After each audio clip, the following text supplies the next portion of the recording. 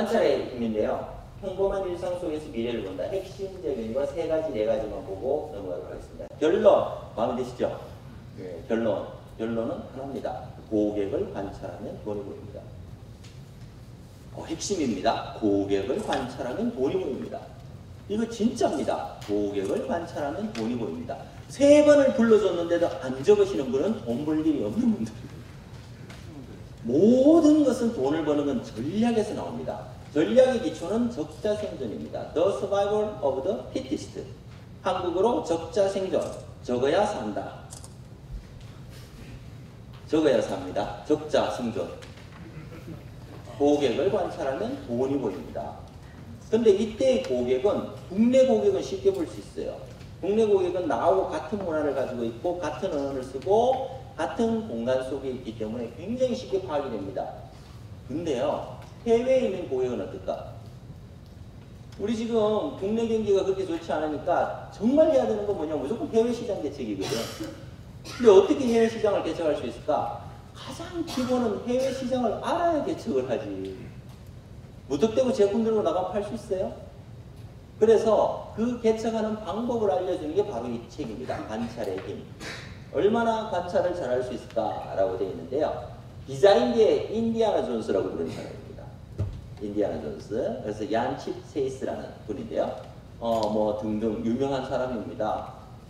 이걸로 다 되는 것 같아요. 디자인계의 인디아나 존스. 무지하게 비싸게 돈 받으면서 여행 다니는 사람입니다.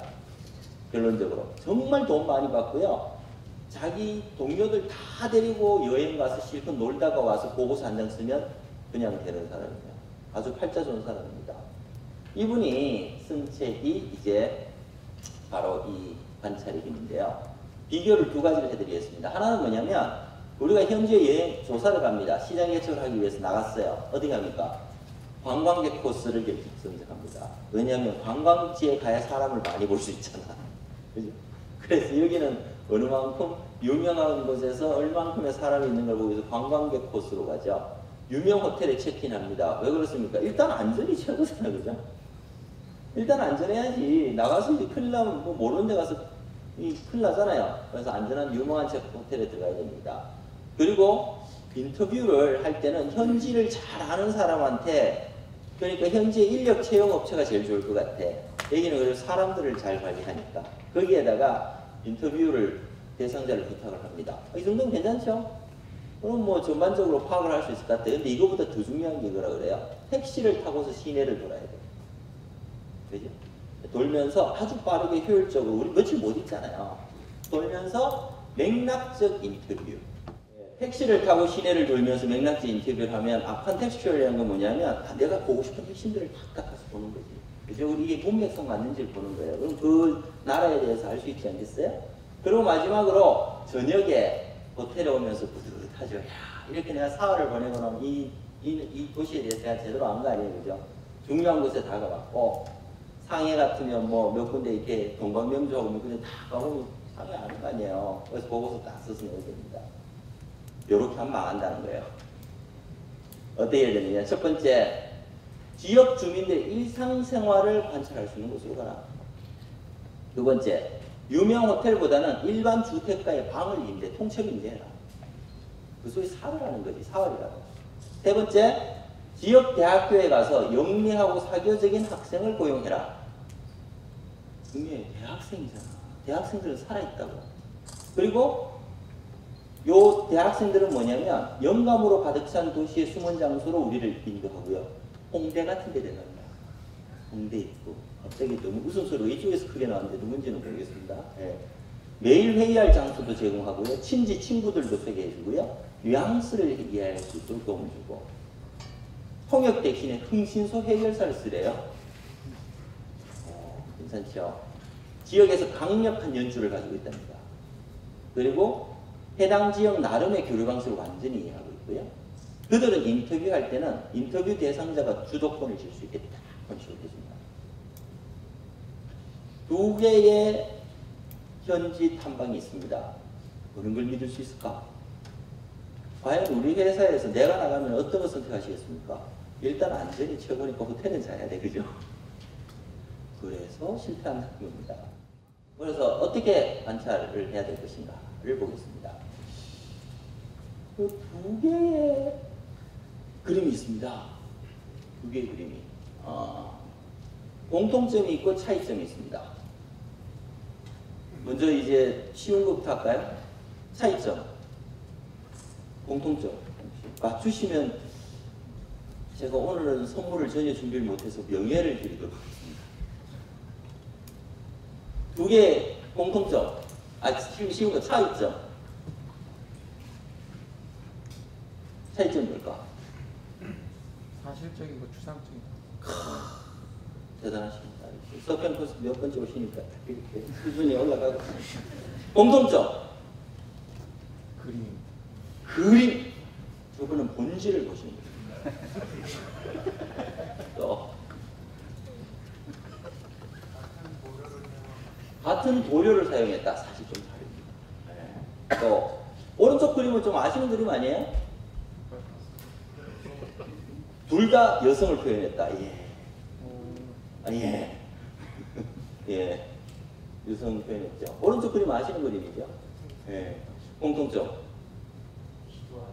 응? 기도하는 그림이다. 사실은 뭐 소년이 기도하는 그림은 아닙니다. 정답입니다. 둘 다 피카소의 그림입니다. 우리는요, 피카소가 이런 그림만 그렸다고 생각하고 있습니다. 그죠? 근데 피카소가요, 이런 그림만 그렸어요. 이게 굉장히 안 좋게, 책에서 이제 여기서 화집에서 제가 스캔을 해서 그런데, 정말 이 면사포, 이 빛에서 면사포 떨어지는 거 보이지 않습니까? 요거는 1895년에, 요거는 1938년에 피카소가 그린 그림입니다. 두 번째 퀴즈 드리겠습니다. 피카소는 이렇게 멋진 정밀화를 그렸었어요. 두 번째 질문. 그러면 피카소의 직업은? 다음부터는 저 서평 콘서트 시험 쳐서 들어오는 피카소의 직업은? 화가. 좋습니다. 그러면 피카소의 아버지의 직업은? 교사. 비슷한데? 피카소의 아버지는 목수 아니에요? 그럼 피노키오입니다. 피카소의 아버지 직업은? 미술 선생님. 미술 선생님이던 피카소의 아버지가 피카소에게 그림을 가르칩니다. 어떻게 가르쳤을까요? 하나만 그리게 합니다. 하나만. 뭘 그리게 하느냐? 2년 동안 비둘기 발만 그리게 합니다. 2년 동안 비둘기 발만 그리게 합니다. 딴 거 못 그리게 해요. 왜 그랬을까? 2년 동안 비둘기 발만 그리고 나니까 피카소는 이런 표현을 씁니다. 15살이 되자 나는 사람의 얼굴, 몸체 등도 다 그릴 수 되었고 비둘기 발밖에 그리지 않았지만 어느 때는 모델 없이도 그릴 수 있었다. 왜 그랬을까? 첫 번째, 관절이 가장 그리기 어렵죠. 하지만 더 중요한 게 비둘기라는 놈이 가만히 있어요? 이걸 보는 눈을 키워주는 거예요. 관찰의 힘을 키워주는 겁니다. 그래서 어떻게? 피카소는 세계 최고의 미술가입니다. 거기다가 어떻게? 사물을 보는 관점을 바꾸는 거죠. 2차원의 3차원을 표현하기 시작합니다. 그게 소녀의 작품이죠. 이해되십니까? 숙련성과 관찰과 관점의 변화가 피카소입니다. 이렇게 관찰은 중요한 겁니다. 아까 뭐라 그랬죠? 고객을 관찰하면 본인을 봅니다. 특히 외국 고객은 잘 관찰해야 돼요. 5층에서 떨어지는 사람이 바닥에 완전히 닿기 전에 글을 그려내지 못하면 글자 남길 수 없다. 이 정도는 돼야지 화갑니다. 그래서 어떻게 관찰을 통해서 우리가 해야 된다. 그럼 언제 관찰할 것인가, 어떻게 관찰할 것인가 라는 것들을 보는데요. 가장 좋은 것은 첫 번째, 자전거로 다녀라. 시내를 자전거로 다녀라. 차를 타고 달리는 속도에서 바라보는 시내하고 자전거를 타고서 달리면서 바라보는 시내는 완전히 다른 세상입니다. 전혀 다른 세상이 펼쳐져 있습니다. 자전거로 다니라는 거. 두 번째는 아침에 동 트기 전에 다 같이 동네를 한 바퀴 돌아라. 그리고 최대한 많은 이야기를 나누어라. 세 번째, 터미널에서 시간을 많이 보내라. 터미널만큼 한꺼번에 많은 사람들이 모여서 패션, 단체 행동, 줄 서는 방법, 가게 결제 방법, 대중 매체 오락물, 음식, 음료, 그리고 최신 전자제품 사용 패턴을 볼 수 있는 곳은 없다. 라는 이야기입니다. 비슷하죠? 네 번째는 어딜 가느냐? 미장원과 이발소를 가봐라. 가서 이발소를 하면 많은 이들이 거리낌 없이 이야기를 하는 곳이다. 왜냐하면 미장원 가면 옆에 사람하고 다 이야기하고 수다 떨잖아요. 그죠? 그래서 미장원 가라 이거야. 더 재밌는 거 여기 차마 적지 못했는데 이 저자가 뭐라고 적었냐면 다만 나는 한국의 이용소는 갈 수 없었다. 뭔 말인지 나도 모르겠어. 나는 한국의 이발소는 못 가봤다 라고 굳이 적었더라고요. 딱 우리나라만 찍어서. 이유는 모르겠습니다. 맥도날드에서 세계 여행하기. 그래서 글로벌 패스트푸드 프랜차이즈인데 맥도날드에 가면은 그 사실은 그 PPP라 그래서 Purchasing Price Parity라고 그럽니다. 맥도날드 가격이 얼마냐를 전 세계를 보면 이게 환율이 얼마인지를 볼 수 있어요. 환율이 이제 고환율인지 저환율인지 볼 수 있습니다. 그런 것들을 보기 때문에 맥도날드라는 공간에서 이렇게 보라. 그리고 재밌는 거 표지판을 잘 봐라. 라는 걸 이야기합니다. 그래서 도쿄 지하철에서는 재밌는 것이 금연구역, 성추행 금지 이게 적혀 있대. 재밌죠? 휴대전화 금지, 음악을 틀지 마시오 등등이 돼 있는데 그냥 볼까요? 요거는 집에서 하세요. 이거 하지 말라 이거야. 요거도 하지 말래. 뭐 여기서 서로 노래 부르는 거 있잖아요. 그죠? 예, 딱 헤드폰을 끼면 문제가 뭐냐면 갑자기 좀 찍으시면 곤란한데 갑자기 방구가 나오려거든요. 그래가지고 이제 어떻게 하세요 하는데 이제 마침 이 음악이 뭐가 오냐면 운명이 나오는 거야. 빵빵빵빵. 얼마 좋아. 템포 맞춰서 빵빵빵빵. 알고 보니까 헤드폰 끼고 있었죠. 이런 경우가 이제 그런 경우가 이런 경우입니다. 그 다음에 이거 특히 많이 하시는 분들 있죠. 빚어진 우산 뭐만 보이면 골프 스윙 하시는 분들 많습니다. 여기서 도마하시는 이분들도 이제 요거 하지 마세요. 그 다음에 요건 제발 하세요. 그래서 어떻게 책을 보고 이제 자꾸 밀리면 가방을 앞으로 내세요. 이게 어떻습니까? 굉장히 우리랑은 상상할 수 없는 상황 아니에요? 그래서 이런 것들을 이제 보면서 실질적으로 세상들이 어떻게 변하는지를 보라. 그 지역은 어떤지를 보라라고 이야기를 하는 겁니다. 그러니까 이 저자가 하는 얘기는 관찰의 힘이라는 게 뭐냐면 속으로 들어가서 보라는 거예요. 근데 우리 생각을 해보면요. 진짜 안 들어가. 그냥 그 탈피하고 거기 바이어 만나서 이야기 나누고 나서 현지의 파트너한테 이야기하고 이야기 듣고 왔다라고 투자하기 시작하죠. 그럼 다 사기꾼인데. 그래놓고는 이럴 줄 몰랐대. 왜 그래요? 안 들어가 보거든. 더 심하게 이제 보면요. 실제로 금융에 투자를 할 때 금융에 계신 분들이 있지만 금융이 파생 상품이 어디에 시작된 거예요?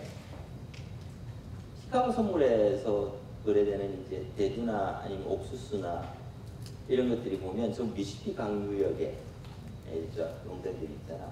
거기서 나오는 것들을 이제 가지고 만들어내서 나중에 나오는 것들이 이제 선물, 퓨처하고 포와드 제품들이 나옵니다. 선물 선도들이 나옵니다.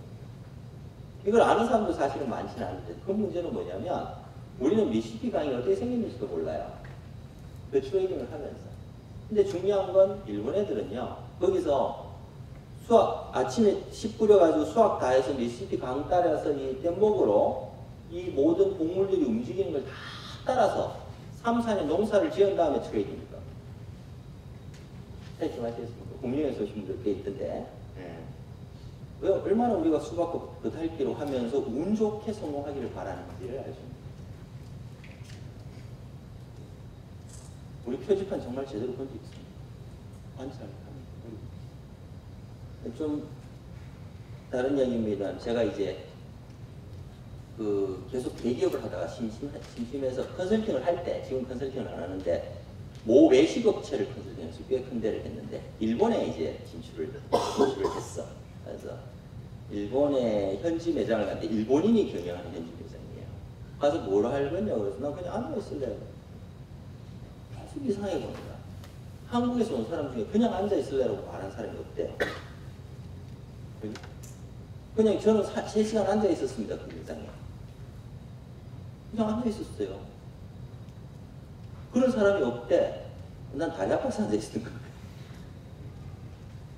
근데 3시간 앉아 있으면 모든 게 보여요. 그죠? 모든 게 보여요. 얘들이 어떻게 받아와서 디싱을 어떻게 하는 게까지가 다 보여요. 근데 우리는 그냥 한 번 가서 매장이 이렇구나 그러고 매장 구경하고 보니 이제 이게 괜찮네 이러고 이게 달라요. 정말 이제 우리가 과거에 나갈 때는 바이어에 의해서 밖으로 나가는 거지 이제 진짜 우리 스스로 나가야 돼요. 그럴 때 보는 눈이 얼마나 중요하냐, 관찰이 얼마나 중요한가 볼 수 있습니다. 지난번에 코피로 해가지고요. 이번에도 그냥 코피로 했는데 몇 가지만 보겠습니다. 기업의 신뢰도는 요런 것들이 중요한데 그래서 필요한 것이 뭐냐라고 보니까 프랜차이즈를 한다. 혹시 고향이 전주이신 분?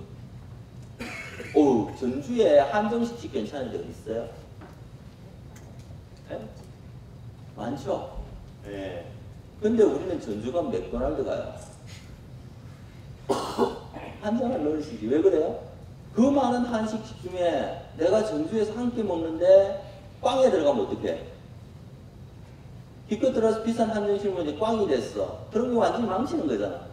근데 프랜차이즈는 어떻습니까? 예측된 품질을 주잖아.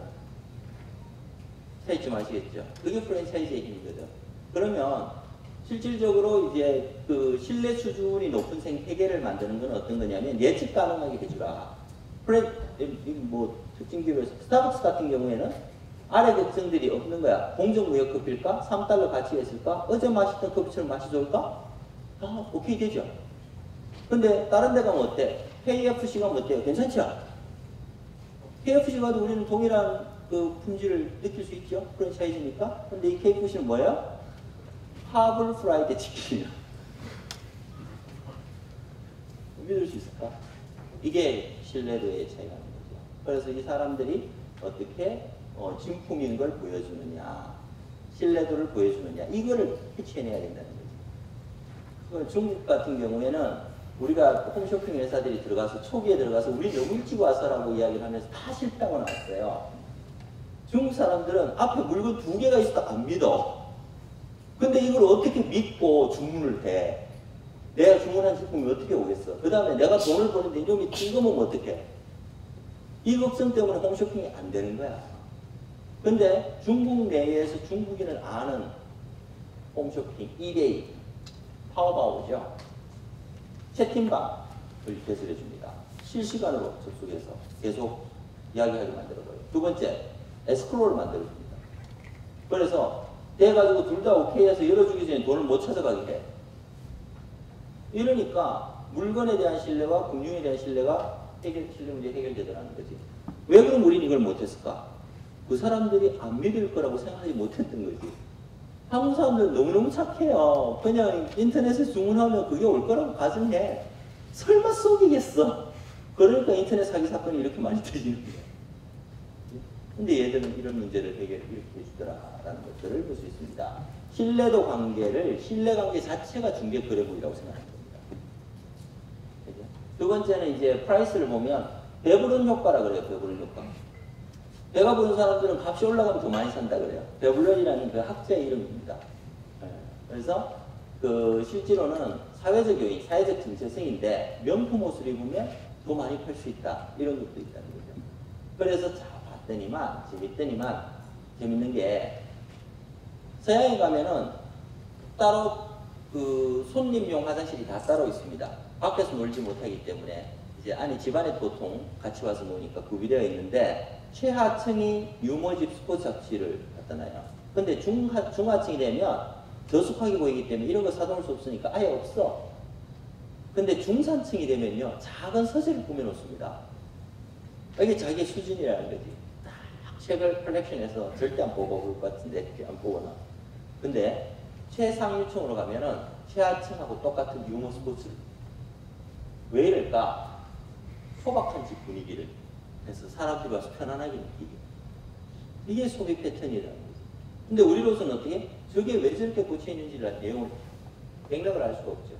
그래서 속으로 들어가라고 계속 이야기하는 겁니다. 그래서 양식들. 그래, 신분의 구. 근데 요 다음에 걸어보면 세 가지 필수 소지품이 있어요. 열쇠하고 돈하고 휴대전화는 항상 들고 다닙니다. 맞습니까? 지금 열쇠하고 돈하고 휴대전화는 항상 들고 다녀요. 정말 그럴까? 여기에 대해서도 각 나라마다 다르더라는 거죠. 그래서 앞으로는 어떻게 변하느냐? 옛날에 들고 다닐 때 MP3 다 들고 다니고 별도로 들고 다녔는데 또는 CD를 이만큼 들고 다니고 그전에는 우리 옛날에 여기 계신 젊은 분들은 모르는데 옛날에 이러고도 다녔죠? 앞뒤로 나오는 스테레오 아세요? 카세트 테이프 넣어서 큰 왕따만한 건전지 6개 넣어가지고 아유 많이 넣으라고 하신 분 아주 벌써 얼굴에 화색이 유원지에서 그럴 때도 있었죠. 근데 그 모든 게 어디로 갔어요? 아이파드 안으로 가고 아이폰 안으로 들어가죠.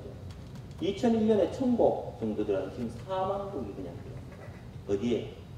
자기 아이파드에 들어가는 게 아니고 클라우드에 들어가죠. 아이클라우드. 이런 세상으로 변합니다. 그래서 클라우드 저장 공간으로 변합니다. 사물이 디지털화되면 분포 범위가 다시 달라집니다. 이건 뭐냐면 내가 가지고 있는 물건들이 또 바뀐다는 거예요. 그래서 이게 정말 무서운 건데요. 요거까지 사례하고 그냥 간단하게 끝에 한 사례 간단하게 한번 마치겠습니다. 실제로 우리가 소유하고 있는 게 어떤 거냐에 대한 거예요. 그리고 앞으로의 시장이 어떻게 변할 거냐라는 건데요. 고객의 구매 습관을 이미 다 익히고 있잖아요. 우리가 모두 하고 있는 게 다 클라우드로 올라가니까. 아마존에서 이제 교보문고에서도 많이 오셨습니다. 우리 황보인 팀장님도 오시고 여러분이 오셨는데 잘 들어야 돼요. 아마존이 책 가게로 생각을 하고 있었다는 거야. 근데 아니더라는 거예요. 아마존은 뭐냐면 예측 출하 비즈니스를 하고 있다고 얘기해요. 뭔 소리냐? 아마존에 책 사러 들어가면 어떤 책 살지 다 추천해 주죠. 그래서 예측 출하냐? 천만에. 아마존에서 하고 있는 거는 아침에 문을 열면요. 고급 여행 셔츠. 한국에서는 좋은 게 뭐 어떤 게 있지? 지금 뭐 입었어요? 지금 셔츠 뭐 입었어요? 네. 그냥 이렇게. 아침에 현관문을 열었더니 그냥의 고급 여행 셔츠가 문 앞에 놓여있다. 내가 어제 한참을 붙잡고 들었던 잡지에 나온 것과 똑같은 스타일. 내가 이북으로 잡지를 쭉 보고 있었는데 셔츠 괜찮네. 그럼 며칠 머물 거 아니에요, 그죠? 근데 그 셔츠가 그 다음날 아침에 딱 현관문에 배달되어 있는 거야.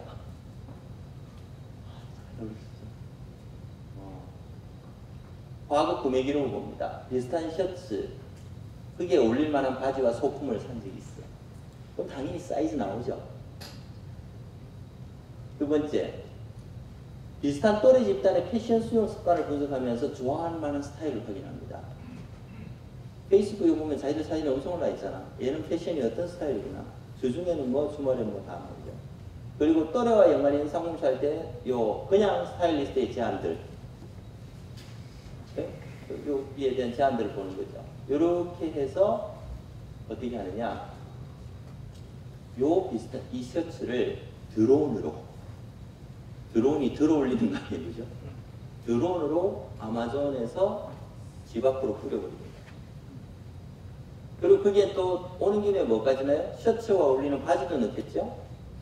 그리고 이걸 잘 구비할 수 있는 패션 책 하나도 넣겠죠? 그리고 그 안에는 오늘 마실 우유도 넣어주겠죠? 그리고 보면 어때요? 나의 구매 성향이 분석되어 있으니까 이 셔츠 살만해요? 6개월에 한 번씩 보내주는 거예요. 바지도 보내줍니다. 옷도 보내주고 잡지도 보내주고. 괜찮습니까? 싫어요. 그럼 어떻게 해? 드론에 그냥 넣어두면 자동 반품. 이걸 테이크하면 결제가 되고 그냥 두면 날아갑니다. 우리 이제 뭐 팔고 살지? 이미 MRO라고 이야기하죠. 우리가 메인테넌스 하는 것들에 대해서는 완전히 분석이 끝나서 계속 피딩해 줄 수 있어요. 이 집은 말이야 바나나 우유를 일주일에 3번 먹는다. 그러면 3통씩 사서 구매했다는 거야. 그럼 이걸 어떻게 해? 하루에 하나씩 보내주면 훨씬 더 나는 좋죠. 물류비가 안 된다. 구매자도 좋고 공짜도 좋죠. 이게 예측 시스템. 이게 뭐다? 관찰이. 이제 플레이스가 완전히 바뀌고 있다.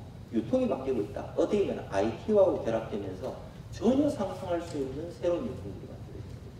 근데 그게 어디서 나온다? 관찰에서. 이게 바뀌는 세상입니다. 그래서 기술 수용 이런 이야기를 들었을 때 나는 어떻게? 거부하고 저항하고 이러면 참 재미없게 사는 거죠. 그럴 때 한번 구매해보는 거야. 저는 97년에 회사를 만들었습니다. 97년에 자이누리를 만들어가지고 지금까지 운영을 하는데요. 97년 당시에는 인터넷 쇼핑이라는 개념이 없었습니다. 그때 이제 나온 그 제일 대표적인 인터넷 쇼핑 회사가 대홍기획이라고 있어요. 대홍기획. 혹시 아실지 모르겠어요. 대홍기획. 어디의 회사입니까? 롯데 계열의 광고 회사예요. 광고 대행 회사. 대홍기획에서 쇼핑몰이라는 걸 만들었어요. 롯데보다. 롯데다. 그래서 여기서 파는데 어떤 일이 있습니까? 당신은 뭐 명명 없으니 다 알잖아요. 그죠? 하는데 어떤 일이 있어요? 그때 당시에 그 담당 본부장이 정말 신기한 일이 났다 이거지. 그래서 뭐예요? 그러니까 어제 말이야 1000만원짜리 TV가 팔렸대. 1000만원짜리 TV가. 세상에 인터넷에 사람들이 1000만원짜리 TV를 산다는 거지. 더 재밌는 거는 이효령 장관님이 당시 한 99년 정도에 이제 99년 정도 됐을 거예요. 예스이스탄에 전화를 해가지고 전화는 아니지. 이걸 해서 주문을 했어. 책을. 그랬더니 전화가 오더래. 장관님 그 책 절판돼서 구할 수가 없었어요. 요즘 같으면 상상 못할 일이죠. 그게 이제 인터넷 초기 단계예요. 근데 그 대홍기획에서 가장 큰 문제가 뭐였냐면 반품인 거야. 반품. 왜 반품이 이렇게 골치가 아팠냐면 지금처럼 블랙 컨슈머가 있는 게 아니고요. 사람들이 다 사오는 거지. 경쟁자가. 인터넷 쇼핑을 이렇게 되는 거에서 구매 한번 해보고 배달 오면 이렇군요. 그 반품하는 그렇게 오시는 분들을 우리는 혁신 수요인가 저기 수요인가 이분들 얼마나 재밌게 세상을 살았어요. 그죠? 물건 한번 사보고 인터넷에서 좀 싼 거 사보고 1000만원짜리 사니까 이 사장이 놀래가지고 그분이 지금 현재 롯데 홈쇼핑 사장으로 가 계신 분이에요. 강 사장님. 세상이 얼마 안 됐어요. 근데 97년, 98년 이때부터 그렇게 급격하게 세상이 변합니다. 그래서 우리가 좀 재미있게 살려면 불과 10몇 년 전인데 20년 전인가 10몇 년 전인데 그때 인터넷 구매를 하시면서 살았던 분들 지금 얼마나 편한 세상에 살고 있어요. 근데 아직도 거부하시는 분들 아직도 홈쇼핑 한 번도 못 해보시고 인터넷 쇼핑 한 번도 못 해보고 그냥 20년째 살고 있는 거예요. 지금이라도 받아들여야 된다라는 거죠. 그래서 기술 수용을 결정하는 요인들이 어떠냐? 전자결제 매표 시스템은 거래 과정에 드는 시간을 줄이고 간편하게 편리함을 주는 거라고 생각합니다. 아까 기침 얘기 우리 교수님께서 해주셨는데 기침을 하는데 전부 마스크를 끼고 있죠. 이게 일본에서 이제 그 독감 돌 때가 아니고요. 일반적으로 끼죠. 왜 그렇습니까? 자기가 재채기해서 남한테 피해주기 싫어서 하는 거예요. 이게 되게 중요합니다. 우리가 전자로 이렇게 가다가 이제 띡 하고 지나가잖아요. 그거 말고 표를 산다든가 현금을 하면 되게 시간 오래 걸리잖아. 그죠? 우리는 왜 산다는 거지? 빨리 가기 위해서. 근데 일본은 반대라는 거예요. 내가 이 현금을 꺼내든가 이 표를 꺼내서 넣고 있으면 내 뒤에 사람들이 불편하잖아. 이해되십니까? 도저히 이해가 안 되는 시스템이죠. 근데 그걸 이해 못하기 때문에 우리는 일본에서 제품을 팔지 못하고 있는 겁니다. 되게 무서운 얘기예요. 우리가 그걸 이해를 못하기 때문에 들어가서 물건을 못 쓰고 있습니다. 그래서 완전히 이해해야 된다. 그게 플레이스.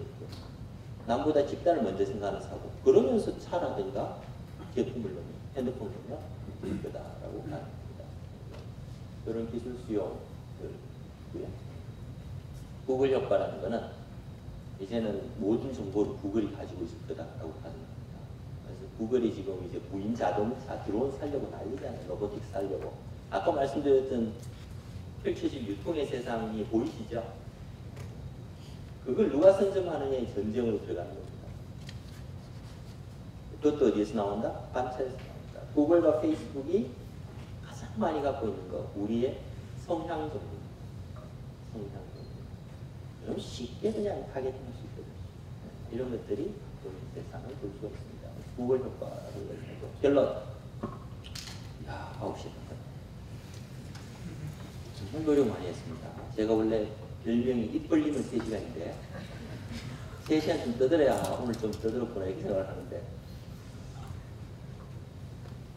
이거 생각해 보셨어요? 다른 거하고 이상한 건 다른 거예요. 그리고 요즘에 다른 거하고 이상한 건 다른데요, 우리랑 다르면 이상하다고 생각해요. 여기서 모든 문제죠. 왜 그러냐? 우리는 상대편을 주의 깊게 관찰해 본 적이 없었습니다. 나랑 왜 다른지를 생각할 적이 없습니다. 그냥 다르다는 것만 느끼죠. 그러니까 어떻게 이상하게 다르다. 그래서 우리는 그 다름을 받아들이지 못하고 거부하기만 합니다.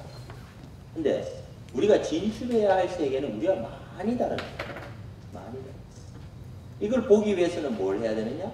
나를 내려놓고서 조용하게 관조할 수 있어요. 관찰해야 실생이 됩니다. 그리고 상대를 인정하면 고객이 보입니다. 그동안 우리는 너무도 쉽게 어쩌면 지금의 자리까지 왔을 수도 있습니다. 제가 표현이 좀 과하더라도 이해해 주시기 바랍니다. 그런 분은 없겠지만 60등에서 40등 하는 건요, 반에서 우리 때는 60명이었잖아요. 우리 때 그러니까 되게 오래된 것 같은데 60명 맞았죠? 예. 60등에서 40등 하는 게 1도 없습니다. 1시간씩만 앉아있으면 올라갑니다. 그죠? 40등에서 20등 올라가는 것도 뭐 그닥 어렵지 않습니다. 5시간씩만 앉아있으면 올라갑니다. 20등에서 10등 올라가는 거 조금 어렵습니다. 그죠? 요때부터는 과목을 이해할 수 있어요. 10등에서 5등 올라가는 건 조금 다릅니다. 10등에서 5등 올라가려면 기본적으로 머리도 있어야 되고요. 그 다음 앉아있는 시간도 있어야 되고요. 그리고 공부하는 방법도 알아야 됩니다. 5등에서 1등 가는 거는 대부분 불가능합니다. 왜 그러냐? 죽으라고 공부해야 되고요. 죽으라고 앉아있어야 되고요. 정말 공부의 방법에 대해서 고민해야 되고요. 그리고 끝까지 놓지 않고 있는 인내가 있어요. 그리고 위에서 바라볼 수 있는 눈이 있어요. 지금까지 한국은 정말 편안하게 10등까지 온 거야. 10등까지. 별로 견제도 없었고요. 같이 만나는 사람도 그냥 뭐 다 이렇게 편안하게 올라갈 수 있었고, 그리고 좋은 가격에 싼 노동비로 좋은 제품 만들어서 기술 전수 받아서 기본에 있던 머리로 잘 올라온 거예요. 세계등 쏠린 거예요. 지금부터는 옛날과 같을 거라고 착각하지 마시고, 같을 거라고 착각하지 마시라. 전혀 다른 세상이 지금. 옛날에는요, 아니 아마존이 말이야, 구글이 말이야, 이거 못 알아들어도 전혀 사업하는데 문제 없었습니다. 우리는 저 시장이 아니거든. 지금은요, 직접 쟤들하고 경쟁하는 세상에 들어가 있습니다. 그래서 와서 공부. 그래서 공부해요. 공부하지 않는 조직은 살아남을 수가 없어요. 그래서 여기 이 긴 시간에, 이 늦은 시간에도 또 식사도 잘 못 챙겨 드시잖아요. 빨리 우리가 돈을 벌어서 식사를 다 대접할 수 있는 날을 꿈꾸면서, 하지만 이렇게 배고프면서 공부하는 게 얼마나 기쁩니까? 그러니까 우리는 다시 올라갈 수 있는. 정말 오신 분들한테 감사드리고, 이 관찰이 중요합니다. 우리가 다시 한번 우리를 살펴볼 수 있고 밖의 고객을 살펴볼 수 있다는 게 정말 중요하다고 생각합니다. 하지만 이 앞에 있던 관찰의 힘들이 결집되는 것은 결국 셀프 시스템이에요. 우리 김 교수님께서 말씀해 주셨던 셀프 파워, 셀프 시스템을 우리가 가지고 있느냐? 어떻습니까? 그걸 어떻게 만들 수 있을까? 고민을 해보실 필요가 있을 것 같습니다. 그게 아마 지금까지 달려왔던 방식이 진정한 선진국으로 도입할 수 있는 그런 길을 만들어줄 수 있지 않을까 합니다. 저는 오늘 김 교수님 강의를 들으면서 굉장히 우리나라에도 이렇게 시스템을 만들어낼 수 있는 분이 계십니다. 정말 타타가 그 전에 우리 김 교수님 가시기 전에는요, 타타 대우 상용차, 대우 상용차에서 트럭 운전 면허를 가지고 계신 분이 아무도 없을 거예요. 그죠? 그게 대형입니까? 일종 특수 면허입니까? 특수 면허죠. 네. 제가 이제 사석에 들었는데 오늘 말씀을 굳이 안 하셔서 전해드리면, 회사에서 일하다가 내가 트럭 회사 사장인데 트럭 운전을 못한다는 게 말이 안 되잖아요. 배우러 가셨대요. 근데 회사에 있다 가시니까 넥타이 매고, 어떤 넥타이만 풀고 갈 때도 있고 급할 때는 넥타이까지 메고 와서 있는데, 거기서 그 트럭 운전을 같이 배우던 사람들이 다 이렇게 이상하게 한 거지. 아, 저분은 정년이 곧 되는구나. 곧 잘리겠구나. 이런 고민들을 하시고, 이런 생각들을 했다 그래요. 근데 정말 해내고 나서 본인이 직접 운전하니까 어떻습니까? 밑에 있던 직원부터 바뀌는, 직원들부터 바뀔 거 아니에요. 그 동질감은 어떻게 표현할 수 있어요? 그걸 만들어내는 시스템들을 왜 우리는 못 만듭니까? 그죠? 우리가 만드는 건 그냥 트럭이 아니고 그 좋은 트럭을 만들어내는 시스템인데, 이런 것들을 저는 굉장히 감명 깊게 잘 들었습니다. 그리고 좀 부족하지만 관찰이 중요하다. 결론은 뭐였습니까? 고객을 관찰하면 돈이 보인다는 거죠.